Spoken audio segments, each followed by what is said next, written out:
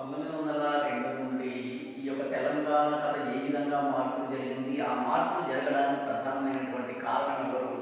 ఆ రోజు ఉన్నటువంటి సాహితీవేత్తలు అంటే గూడూరు సీతారాంతో సహా 1950 నుంచి ఆయన స్నేహితులైనటువంటి పల్లా దుర్గయ్య, దాసరి కృష్ణమాచార్య, దాసరి రంగాచార్య, కొట్టిగూడ ఆళ్వార్ స్వామి, గిరిజరాజు రామరాజు, శ్రీ నారాయణ రెడ్డి, టి రామలింగం, వెల్లూరి కేశవ స్వామి, సురనవులు అనేటువంటి వాళ్ళందరూ కూడా ఉస్మానియా యూనివర్సిటీ నేపథ్యంలో నిజాం కాలేజీలో ఫ్రెండ్స్గా ఉన్నప్పుడు రకరకాలైనటువంటి సాహిత్య సదస్సులో పాల్గొనడమే కాకుండా వీళ్ళ యొక్క కవిత్వంలోనూ రచనల్లోనూ ఆరితేరినటువంటి పండితులే కాబట్టి ఆ రోజు ఉన్నటువంటి సమాజ పరిస్థితుల్లో సమాజ పరిశీలన, విశ్లేషణ, మానసిక చిత్రణ, ఫ్యూడల్ సమాజం గురించి, కులవృత్తుల గురించి, సంస్కృతి గురించి, గ్రామీణ జీవితం గురించినటువంటి రకరకాల అంశాలను నేపథ్యంగా తీసుకొని వాటి మీద కథలు రాసి ఆనాటి తెలంగాణ సామాజిక పరిస్థితిని మనకు కళ్ళలో కట్టినట్టు చెప్పడం అనేది జరిగింది.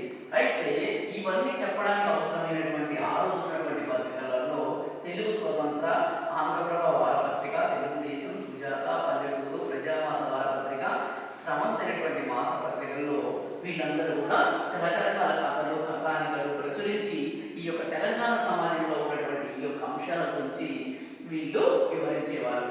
అయితే ఇందులో తొలి తెలుగు కవయిత్రిగా పేరు కథా రచయితగా పేరు పొందిన బండారు అచ్చమాంబ తొలి కథకురాలుగా పరిచయమైంది. అయితే ఈ అందరికీ అంటే వీళ్ళందరూ కూడా కథలు రాసిన, కావ్యాలు రాసినా సరే వీళ్ళందరికీ తగినటువంటి బ్యాక్గ్రౌండ్ నేపథ్యాన్ని అందించింది ఉస్మానియా విశ్వవిద్యాలయం అని మనము చెప్పుకున్నాం. ఆ తర్వాత ఏమైంది అన్నది చూద్దాం. హైదరాబాద్ రాజ్యం స్వాతంత్రానికి పూర్వం ఒక ప్రత్యేక దేశంగా సొంత కరెన్సీని, సైన్యాన్ని కలిగి ఉండిన ఐక్యరాజ్య సమితిలోని సభ్య దేశం. కాబట్టి ఈ యొక్క స్వాతంత్రానికి పూర్వమే ఈ యొక్క హైదరాబాద్ రాజ్యం అనేది ఒక ప్రత్యేక దేశంగా, ప్రత్యేక ప్రాంతంగా, ప్రత్యేక ప్రతిపత్తిని కలిగి ఉన్నది. ఎందుకంటే బ్రిటిష్ ఇండియాలో లీనం కాకుండా ప్రత్యేక రాజ్యంగా ఉంటూ దాదాపు కర్ణాటక, మహారాష్ట్ర, తెలంగాణ ప్రాంతాలలో విస్తరించి ఉన్నటువంటి హైదరాబాద్ రాజ్యానికి ప్రత్యేక ప్రతిపత్తిని ఆ రోజు బ్రిటిష్ వాళ్ళు ఇచ్చారు. అందుకని వీళ్ళు ప్రత్యేక దేశంగానే కాకుండా సొంత కరెన్సీని, సొంత సైన్యాన్ని కలిగి ఉండి ప్రత్యేకంగా ఐక్యరాజ్య సమితిలో కూడా ఒక సభ్య దేశంగా హైదరాబాద్ రాజ్యము ఉన్నది. ఇది బ్రిటిష్ ఇండియాలోని అతిపెద్ద రాజ్యము. బ్రిటిష్ ఇండియాలో చాలా చాలా సంస్థానాలు అనేవి నాలుగు కలిసి ఉన్నాయి. అలాంటి సంస్థానాలన్నింటిలో హైదరాబాద్ సంస్థానం అనేది చాలా పెద్దది, చాలా విస్తీర్ణంలో చాలా పెద్ద సంస్థానము ఇది.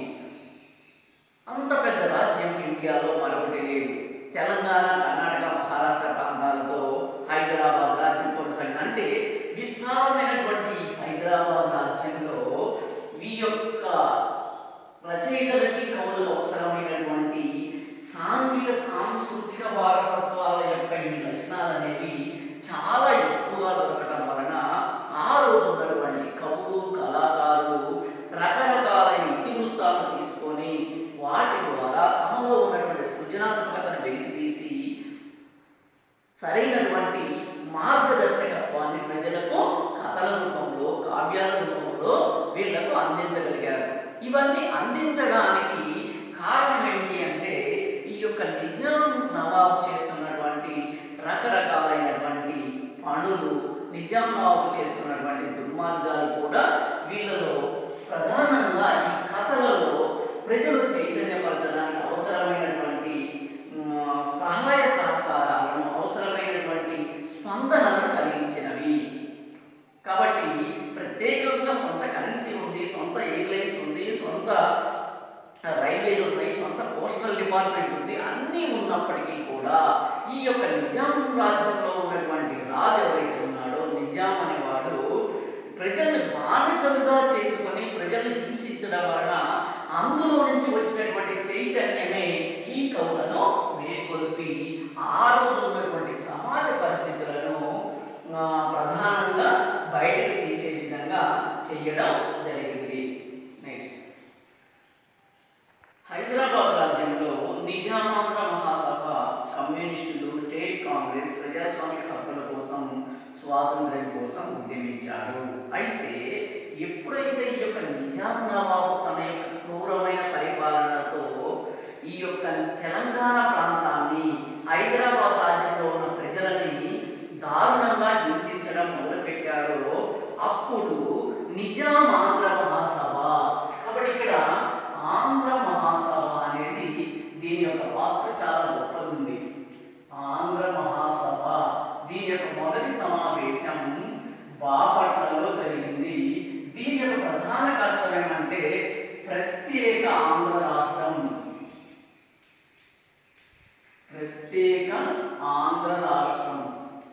కాబట్టి అప్పుడు తమిళనాడులో కలిసి ఉన్నటువంటి తెలుగు ప్రాంతాలను వేరు చేసి ప్రత్యేక ఆంధ్ర రాష్ట్రం ఏర్పాటు చేయాలనేటువంటి కోరిక చేత ఎస్టాబ్లిష్ అయిందే ఆంధ్ర మహాసభ. దీని యొక్క మొదటి సభ జరిగినటువంటి ప్రదేశం బాపట్ల. అయితే ప్రత్యేక ఆంధ్ర రాష్ట్రం కోసం ఈ యొక్క ఆంధ్ర మహాసభ అనేక రకాల ప్రదేశాలలో తన యొక్క సభలను, సమావేశాలను పెట్టి ప్రజలలో, తెలుగు వారిలో ప్రత్యేక రాష్ట్రం కావాలి అనేటువంటి హోదాను, ప్రత్యేక రాష్ట్రం కావాలనేటువంటి ఆలోచనను వెలికి తీయించిన సంస్థ ఈ యొక్క ఆంధ్ర మహాసభ. అయితే ఎప్పుడైతే ఇది ఆంధ్రాలో బాగా సక్సెస్ అయిందో దీన్ని నిజాం రాష్ట్రంలో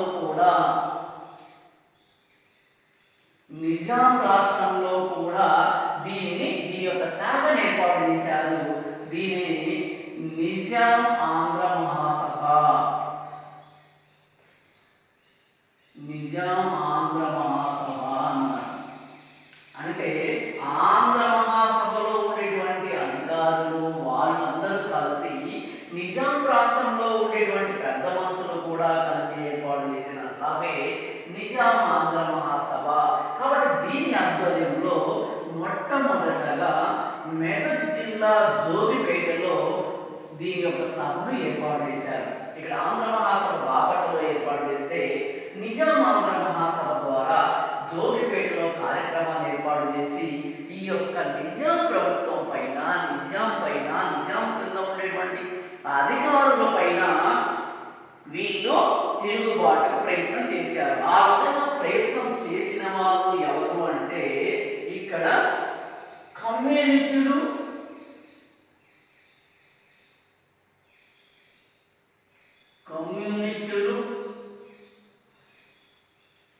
రైతు కూలీలు,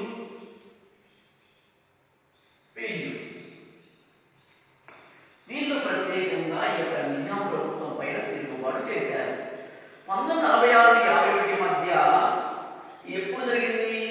1946-51 మధ్య జరిగినటువంటి ఈ కమ్యూనిస్టులు, రైతు కూలీలు, రైతులు వీళ్ళందరూ చేసినటువంటి ఈ పోరాటాన్ని తెలంగాణ సాయుధ పోరాటం,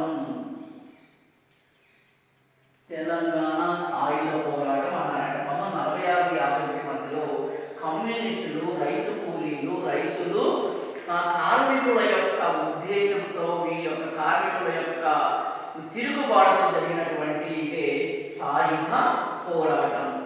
మధ్య తెలంగాణ రైతాంగ పోరాటం జరిగింది.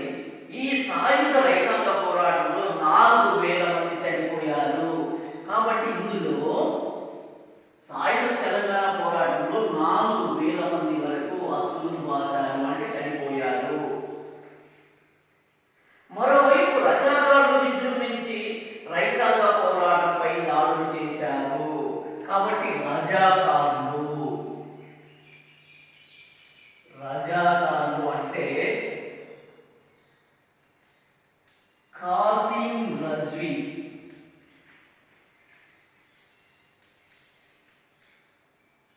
నేతృత్వంలోని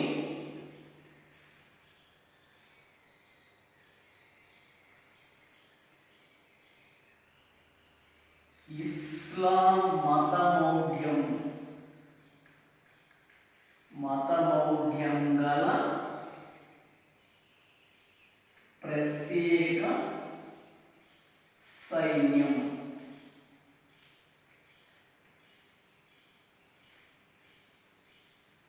రజాకారులు అంటే కాసిం రజ్వీ అనేటువంటి వాడి నేతృత్వంలో ఉండే మత దురహంకారం, మత పిచ్చి కలిగినటువంటి దుర్మార్గులైనటువంటి సైన్యాన్నే రజాకారులు అన్నారు.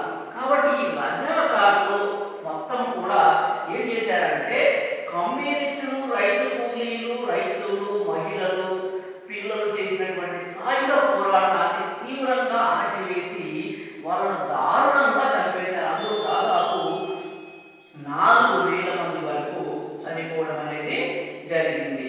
మరోవైపు రజాకారులు విజృంభించి రైతాంగ పోరాటంపై దాడులు చేశారు.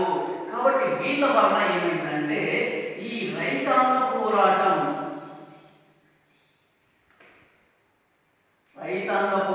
లేదా సాయుధ పోరాటం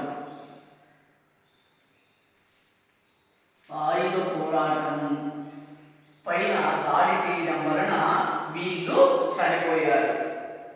రైతాంగ పోరాటంపై దాడులు చేశారు. మరి ఎందుకు చేశారు వీళ్ళు రైతాంగ పోరాటం అంటే 3 ప్రధాన అంశాలు ఉన్నాయి. భూమి కోసం, భుక్తి కోసం,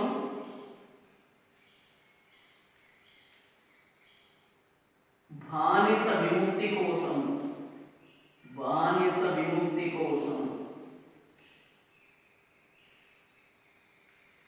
ఈ 3 అంశాల కోసము సాయుధ పోరాటం చేశారు. రైతాంగ పోరాటం భూమి కోసం, ముక్తి కోసం, బానిసత్వ విముక్తి కోసం చేసినటువంటి 46 నుంచి 51 మధ్య కమ్యూనిస్టుల ఆధ్వర్యంలో చేసినటువంటి పోరాటాన్ని రైతాంగ పోరాటం అని లేదా తెలంగాణ సాయుధ పోరాటం అని అంటారు. దీని ద్వారా ప్రధాన ఉద్దేశం ఏంటంటే అప్పటి వరకు ప్రతిక్షణం హింసిస్తున్నటువంటి నిజాం రాజు, నిజాం అధికారులు ఈ యొక్క రజాకారుల యొక్క తిరుగుబాటును సమర్థంగా అణచివేసి తమకు సంబంధించిన భూములను, తమకు కావలసినటువంటి ఆహారాన్ని, బానిసత్వాన్ని పోగొట్టుకోవడం కోసం ఈ యొక్క తెలంగాణ ప్రజానికం చేసినటువంటి పోరాటమే చరిత్రలో రైతాంగ పోరాటం లేదా సాయుధ తెలంగాణ పోరాటంగా నిలబడిపోయింది.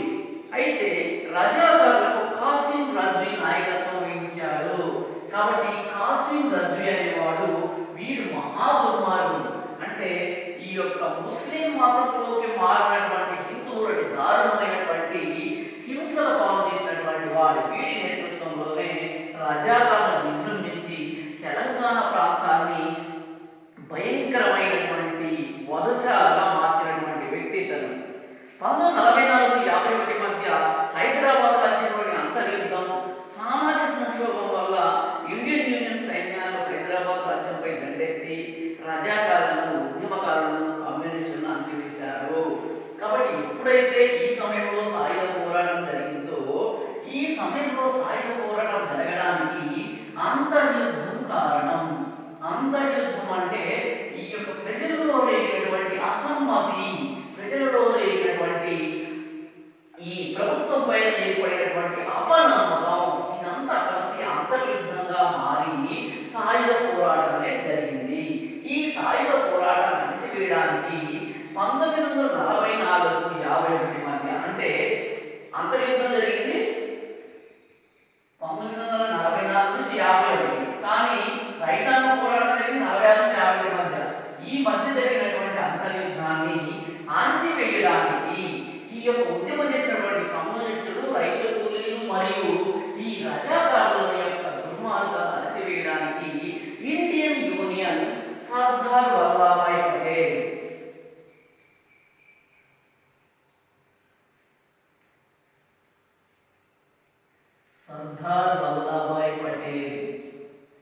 అప్పటి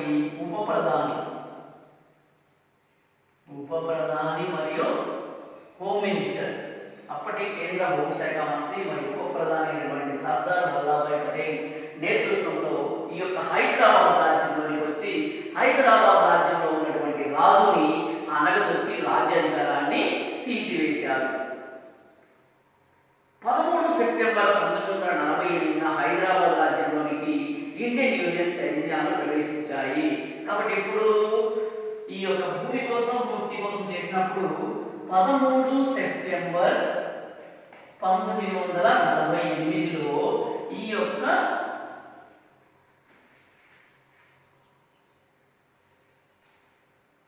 ఈ వల్లభాయ్ పటేల్ ఆధ్వర్యంలో ఉన్నటువంటి ఇండియన్ ఆర్మీ, కాబట్టి వల్లభాయ్ పటేల్ నేతృత్వంలో ఉన్నటువంటి ఇండియన్ ఆర్మీ 13 సెప్టెంబర్ 1948లో ఈ యొక్క హైదరాబాద్ రాజ్యంలోనికి ప్రవేశించి 17 సెప్టెంబర్ 1948లో నిజాం రాజు లొంగిపోయేటట్టు చేశాయి. అందుకని ఈ తేదీని సెప్టెంబర్ 17 విమోచన దినం, హైదరాబాద్ విమోచన దినంగా పేర్కొంటారు. ఎందుకు అంటే 17 సెప్టెంబర్ 1949తో ఈ యొక్క నిజాం ప్రభుత్వం, నిజాం రాజరికం పోయింది, రజాకార్ల ఉద్యమాలు పోయినవి, ఈ కమ్యూనిస్టుల యొక్క ప్రజల యొక్క ప్రోత్సాహం పోయింది, ఇవన్నీ పోయినాయి. కాబట్టి ఈ యొక్క ప్రత్యేక తెలంగాణ అనేది ఈ యొక్క ఇండియన్ యూనియన్లో ఇది లీనమైంది. అంటే అప్పటి వరకు నిజాం కింద ఉన్నటువంటి తెలంగాణ అంటే హైదరాబాద్ రాష్ట్రము ఇండియన్ యూనియన్, భారత సమాజంలో, భారత సమాఖ్యలో లీనమైనటువంటి రోజు కాబట్టి సెప్టెంబర్ 17వ తేదీని తెలంగాణ హైదరాబాద్ విమోచన దినంగా చెప్తారు. కాబట్టి ఇది విమోచన దినం. 17 సెప్టెంబర్ 1948 నిజాం రాజు లొంగిపోయినట్టు ప్రకటించడం, హైదరాబాద్ రాజ్యం ఇండియన్ యూనియన్లో లీనమైనట్టు సర్దార్ వల్లభాయ్ పటేల్ ప్రకటించడం, ఒప్పందాలు కుదుర్చుకోవడం జరిగింది. కాబట్టి ఎప్పుడైతే అప్పటి వరకు మేకపోతు గాంభీర్యాన్ని ప్రదర్శించినటువంటి నిజాం రాజు 13 సెప్టెంబర్ 1948లో హైదరాబాద్ రాజ్యంలోకి ఆర్మీ రాగానే 17 సెప్టెంబర్ కన్నా చేతులు ఎత్తేసి నేను మీకు ఈ రాజ్యాన్ని అప్పగించేస్తున్నానని చెప్పి ఈ యొక్క హైదరాబాద్ ప్రాంతాన్ని భారత యూనియన్లో కలిపినట్టుగా సంతకాలు చేశాడు. హైదరాబాద్ రాజ్యం నుండి కొందరు ముస్లింలు పాకిస్తాన్కు వెళ్ళిపోవాలని భావించారు. ఎప్పుడైతే ఇండియన్ యూనియన్లో లీనమైందో అప్పుడు హైదరాబాద్ ప్రాంతంలో ఉన్నటువంటి ముస్లింలు కొంతమంది పాకిస్తాన్కి వెళ్ళిపోవాలని అనుకున్నారు, కొందరు వెళ్ళిపోయారు. ఈ చారిత్రక సామాజిక పరిణామాలను, సంక్షుబ్ధ సమాజాన్ని, మానసిక సంఘర్షణలను కథల రూపంలో నిక్షిప్తం చేసిన కథకుడు నెల్లూరి కేశవస్వామి. అంటే ఇక్కడ ఏం చెప్తున్నాడు అంటే ఈ రజాకారుల ఉద్యమం కానివచ్చు, రజాకారులు చేసినటువంటి దురహంకారాలు కావచ్చు, కమ్యూనిస్టులు రైతు కూలీలు చేసిన సాయుధ పోరాటం కావచ్చు, రైతాంగ పోరాటం కావచ్చు, దానిలో బలైపోయినటువంటి 4000 మంది ప్రజలు కావచ్చు, తర్వాత వల్లభాయ్ పటేల్ ఆధ్వర్యంలో వచ్చినటువంటి ఇండియన్ యూనియన్, దాని తర్వాత ఇండియన్ యూనియన్ సైన్యాలు వచ్చి ఈ యొక్క హైదరాబాద్ రాజ్యంలో నిజాంను అణచివేయడము, ఈ యొక్క నిజాం రాజ్యం అనేది ఈ యొక్క భారత యూనియన్లో కలవడం అనేటువంటి అంశాలు మొత్తాన్ని, ఈ యొక్క ప్రతి అంశాన్ని గమనిస్తూ ఉన్నటువంటి ఈ యొక్క రచయితలు, కవులు తమ ఆ జరిగినటువంటి పరిణామాల యొక్క మార్పులను, సంక్షుభిత సమాజాన్ని, మారుతున్నటువంటి పరిస్థితులను, సంఘటనలను గమనించి వాటిని అక్షరబద్ధం చేసి కథల రూపంలో తయారు చేశారు. ఆ విధంగా తయారు చేసిన వాళ్ళల్లో నెల్లూరి కేశవస్వామి ఒకరు. అంటే ఇక్కడ ఈయన రాస్తున్న ముందు మాట, నెల్లూరి కేశవస్వామి కథలకు ఈయన రాస్తున్న ముందు మాట కాబట్టి ఆ విధంగా తెలంగాణ సమాజంలో ఏర్పాటు చేయబడినటువంటి రకరకాల సంఘటనలను, రకరకాల ఇతివృత్తాలను, రకరకాలైనటువంటి దుర్మార్గాలైనటువంటి మారణ హోమాలను కూడా తన రచనల్లో అక్షరబద్ధం చేసినటువంటి కథకుడు ఈ యొక్క నెల్లూరి కేశవస్వామి. కాబట్టి నెల్లూరి కేశవస్వామిని ఎవరితో పోల్చారంటే ప్రేమ్చంద్, కిషన్ చంద్ర అనేటువంటి ఇండియన్ రైటర్స్తో పోల్చడానికి కారణం ఏంటంటే వాళ్ళు ఆ యొక్క హిందీ సాహిత్యంలో, బెంగాలీ సాహిత్యంలో ఎంతటి ప్రముఖులో ఇక్కడ తెలుగు సాహిత్యంలో నెల్లూరి కేశవస్వామి ఆయన అంతటి ప్రధానమైనటువంటి వ్యక్తి. కాబట్టి ఏం చెప్పుకున్నాం ఇక్కడ, ఈ యొక్క ఉద్యమాలు ఏ విధంగా వచ్చినాయి, హైదరాబాద్ ప్రాంతంలో ఉద్యమాలు రావడానికి కారణాలు ఏంటి, అసలు ఏ సంఘటనల వల్ల ఉద్యమాలు వచ్చినటువంటి విషయాలను మనం చూసాం. అంటే సంక్షుభితమైనటువంటి ప్రాంతంలో రజాకారులు చేసే దుర్మార్గాలు, నిజాం ప్రభావం చేసేటువంటి దుర్మార్గాలు, ఇవన్నీ కలిపి ప్రజల్లో అసంతృప్తిని రెచ్చగొట్టాయి. ప్రజల అసంతృప్తితో పాటు కమ్యూనిస్టులు చేసినటువంటి పోరాటాలు కూడా కలిసి తెలంగాణ సాయుధ పోరాటం లేదా తెలంగాణ రైతాంగ పోరాటంగా ప్రసిద్ధి ప్రసిద్ధిగా చరిత్రలో ప్రసిద్ధిగాంచినటువంటి పోరాటమే తెలంగాణ సాయుధ పోరాటం.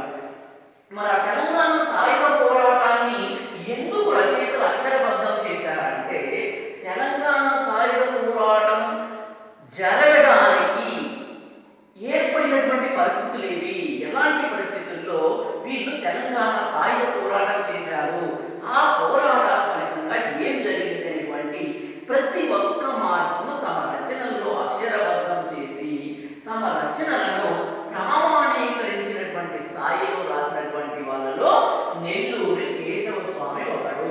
కాబట్టి నెల్లూరి కేశవ స్వామి ఎలాంటి రచయితో ఇక్కడ ముందు మాటలో లేదా భూమికలో ఈ గూడూరి సీతారాం ఆయన గురించి చెప్తున్నాడు అన్నమాట.